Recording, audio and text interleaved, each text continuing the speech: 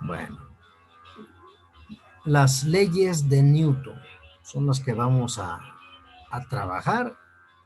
La primera ley de Newton nos dice que todo cuerpo se mantiene en reposo o en movimiento rectilíneo uniforme, a menos que una fuerza externa le obligue a cambiar ese estado.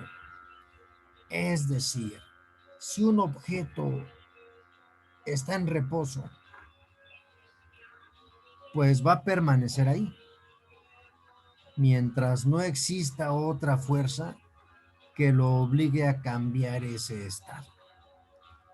Y un objeto que se mueve seguirá moviéndose a menos que exista otra fuerza que intervenga y la detenga, la desvíe, influya en ella. Mientras no ocurra nada de eso, el objeto que está en reposo seguirá en reposo y el objeto que se mueve seguirá moviéndose. Bueno, cuando aventamos una piedra, esta al poco tiempo, al caer, es detenida por la fricción con el piso. Quiere decir que si no hay fricción con el piso, no se detiene. Bueno, pues si esto se hiciera en el espacio, donde la piedra no fuera atraída por la gravedad, la piedra seguiría eternamente moviéndose. ¿Sí? Mientras no exista otro cuerpo que le aplique una fuerza en dirección opuesta o en la otra dirección, seguirá moviéndose. Seguirá en movimiento rectilíneo uniforme. Entonces a esto se le conoce como la primera ley de Newton.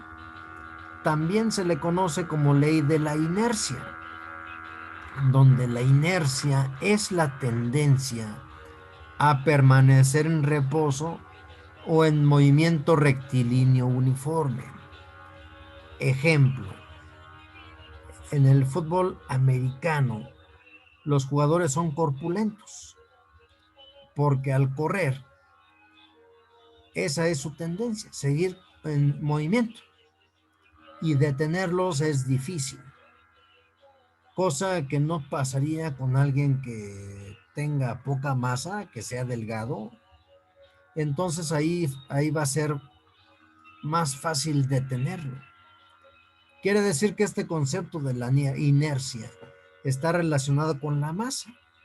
Entre más grande sea el objeto, es más difícil detenerlo o más difícil hacerlo que se mueva, porque hay que vencer la tendencia que ya tiene, ya sea en reposo o en movimiento rectilíneo uniforme.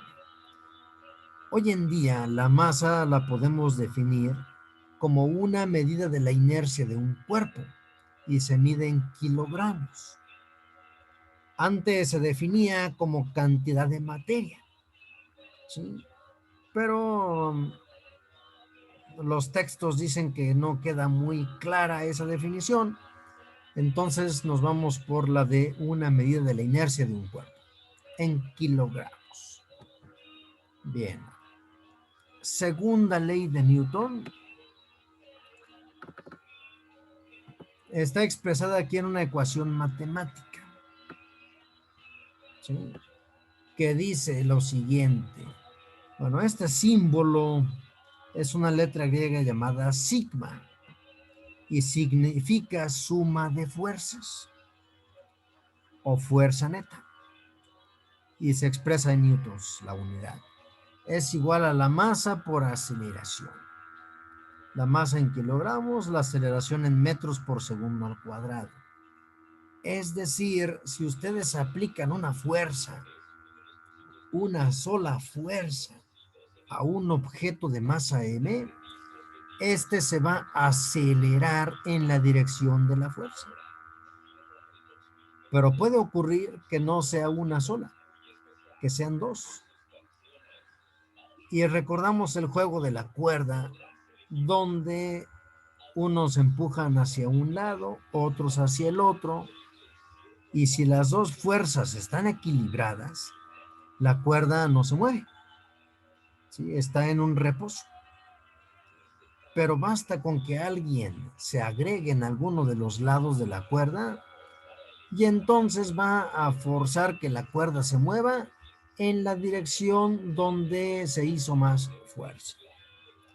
Correcto. Esto significa que todas las fuerzas que participaron al final se desequilibraron. Ganó la suma vectorial de todas ellas. Nos va a indicar a dónde se va a mover ese cuerpo de masa M. Entonces, la fuerza es la suma de todas ellas. Es la fuerza resultante de todas ellas. La fuerza neta, la suma de fuerzas. Bien. Esa fuerza neta se mide en newtons. Y de aquí podemos desprender un concepto llamado el peso de los cuerpos, un concepto que es muy similar. El peso de los cuerpos es muy similar a la segunda ley de Newton. Y resulta que el peso es masa por gravedad. En este caso la aceleración es la gravedad. El peso es una fuerza. Por lo tanto, el peso se expresa en newtons. Y me queda esta fórmula que proviene de la segunda ley de Newton. Peso es masa por gravedad. Cuando a mí me preguntan cuánto pesas, yo erróneamente respondo 70 kilogramos. ¿Por qué erróneamente? Porque esa es en realidad mi masa. 70 kilogramos es mi masa. Recuerden que la masa se mide en kilogramos. Y el peso, como es una fuerza, se mide en newtons. Así que si yo multiplico 70 kilogramos, la masa mía, por la gravedad, 9.8 metros por segundo al cuadrado, resulta que mi peso es de 686 newtons. Ese es mi peso. 686 newtons. Si me voy a la luna, resulta que en la luna, ¿sí? En la luna,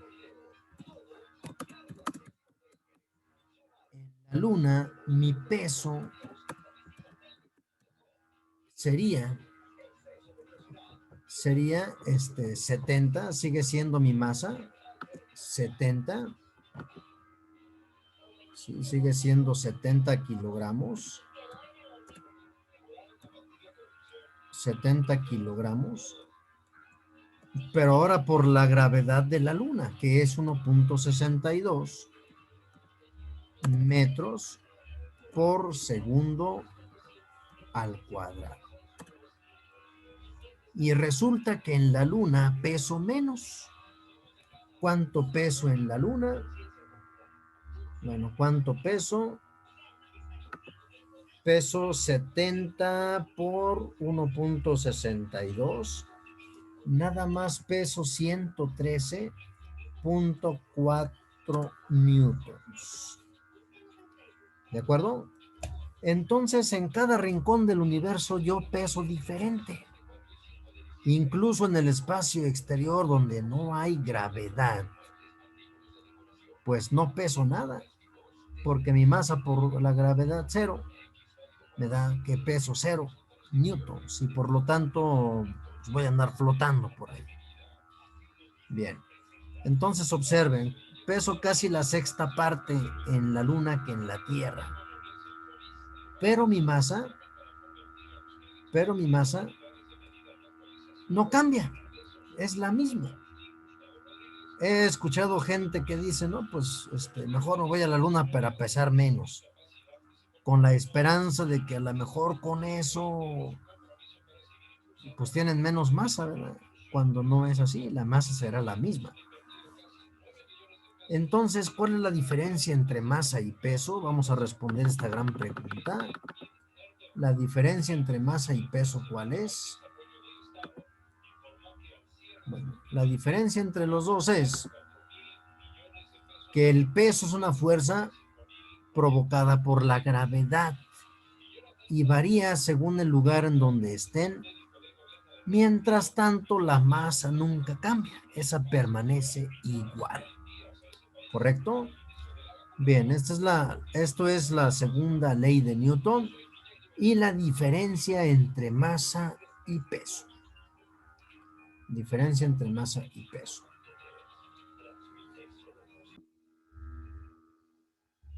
Bueno, vamos ahora a ver la tercera ley de Newton, la cual me dice lo siguiente. Para cada fuerza de acción, debe haber una fuerza de reacción igual y opuesta, es decir, mismo valor de magnitud, nada más que en direcciones contrarias. Bien, significa que si yo le doy un golpe a la pared con la mano me duele porque la pared también me regresó el golpe a mí. ¿Sí? Por eso me duele. Lo que sí es diferente son los efectos. El que tiene menor masa, pues recibe un daño, una aceleración, etc. ¿Verdad? El que tiene más masa, a lo mejor no le hacemos nada. ¿Sí? O casi nada. Bueno, la tercera ley de Newton me ayuda a entender que cada paso que yo doy es un golpe que yo le doy a la tierra. Y por lo tanto la tierra me regresa el golpe con la misma magnitud. Pero si comparamos masas, mi masa es muy pequeña comparada con la masa de la tierra.